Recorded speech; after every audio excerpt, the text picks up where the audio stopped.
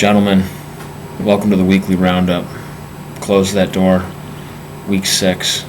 Very exciting week. A lot of competitive games going on. Decided to go against the DeValerio. I was thinking maybe the Twisted Face or the, something like this, but I'm just going to go straight up. We'll get right to it here, okay? Very similarly, a little preparation. Got to squeeze this in right now because I can't do it later. So jotted a couple notes down and let's just let it fly. All right. First of all, we'll start with my team. I'd like to make note that I was nominated based on the fact that we thought I was in a dumpster fire situation a couple weeks ago, and things kind of did look a little scary for a while. But I take with the high score of the week. We'll call it the Peter North shot of the week. I'm putting up the biggest number in the league after being nominated. How about that? I'm sitting at 3-3 now. Defeated Forte-inch Ditka. Climbed his mountain. I just like to say I feel like I was screwed by Yahoo a couple weeks ago in his offensive diapers. I had Chris Ivory playing a game in London, and apparently on the West Coast they don't get up early enough for those types of games to give you status updates on players. So he's sat 50 points on the bench. So thanks, Yahoo. Otherwise I'd be looking at 4-2 with all my starters, including Lynch and Alshon Jeffrey, coming back into play. So my team's looking actually pretty good right now. Forte-inch Ditka, again, put up 100 points. Not a bad team. I'm going to bump you down in the power rankings below me just because I beat you. But, again, not bad. A little bit on slippery slopes. Going to be riding Luck and Hopkins a lot, but not too bad. So, slipping below me. You're doing okay, though. Choboy. The commish. Choboy beating Nick Swell by 20 points. It's kind of hard to figure out with Choboy. He's either blowing it or getting blown out. He took a dump on Nick's team this week. He's pretty much riding the Bengals starting lineup in the Broncos D to the playoffs this year. So he moves to 3-3. But again, just like his boy Chip Kelly, no one really knows what's going to happen on a week-to-week basis. So it's like a 30-point swing. Nick Swell, not terrible. Started out pretty good. You look at the guy's lineup. It's like the Yankees. Payroll got to be one of the tops in the league, but production is just average and shallow bench. So, but in Cremidas fashion, I'm sure things will somehow work out for him this year. He'll probably make the playoffs.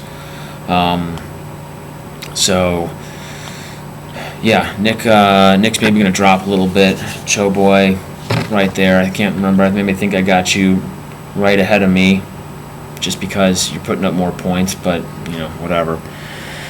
Let's move on.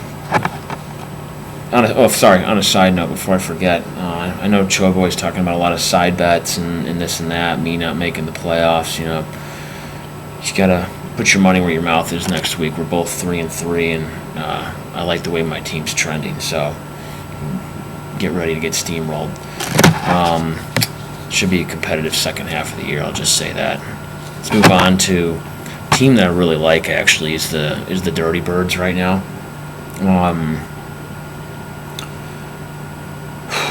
Eli, almost bad enough to prevent Locken from pulling back to even, but Locken putting up massive points this year, massive amount of points, with 650 or something like that. I think he's one of the strongest teams in the league. Certainly the best 3-3. Actually got Dirty Birds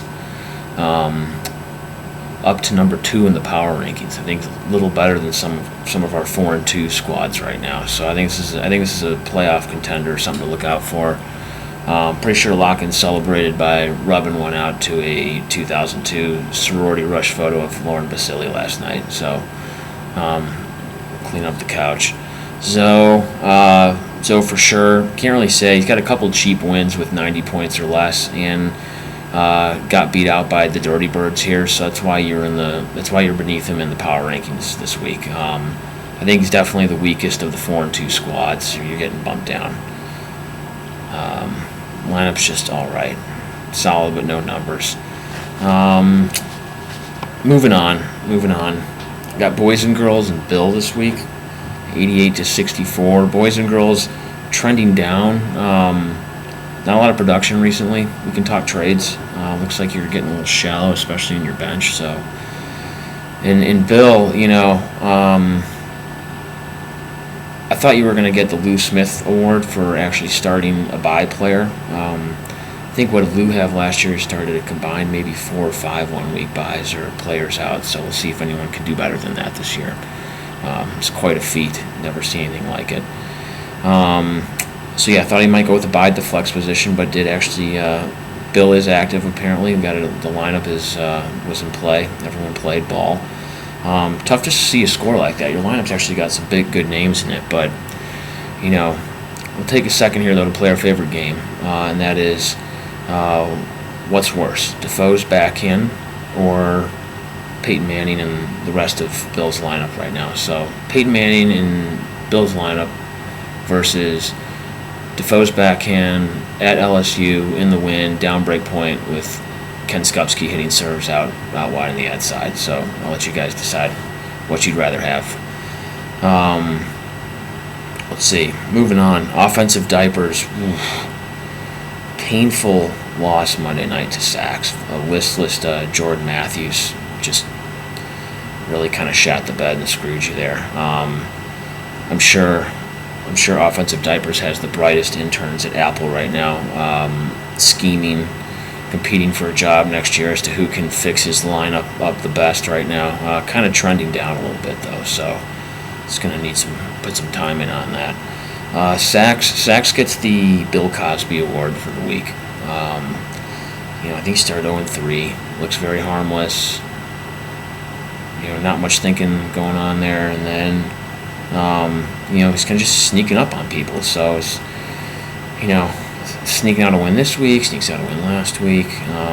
Can't roofie the whole league though. Eventually, someone's going to get their guard up, so can't keep slipping past people. But you get the sneaky Bill Cosby Award for the week. Congratulations, you're back to 3-3. And what's last but not least, Sir Lurch-a-Lot, clearly eating copious gummy shocks. Feeling his performance this week as he laid down massive schlong all over Gonzo, the helpless Gonzo.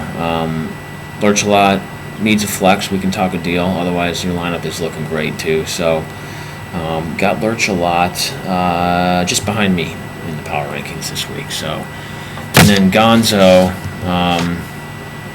Let's see here. Pull up what I'm thinking about your team right now. Golly, you're looking terrible, man. This is your squad right now. We all know what that is. It's a dumpster fire. But we'd like to thank you for contributing to the pot this year, and maybe your sophomore effort would be a little bit more notable. The lineup needs help. I'd be willing to make a Bobby Reynolds one-sided, one-way type trade with you, a.k.a. Reynolds-Littman last year. Other than that, I think that's all we got. As far as nominations for next week, really like to see, like to hear about how Locken's doing. Maybe tell us about the Scottsdale Trash Dicks. So, nominate Matt Locken and the Dirty Birds for a quick, brief synopsis next week. All right, everybody, I'm out.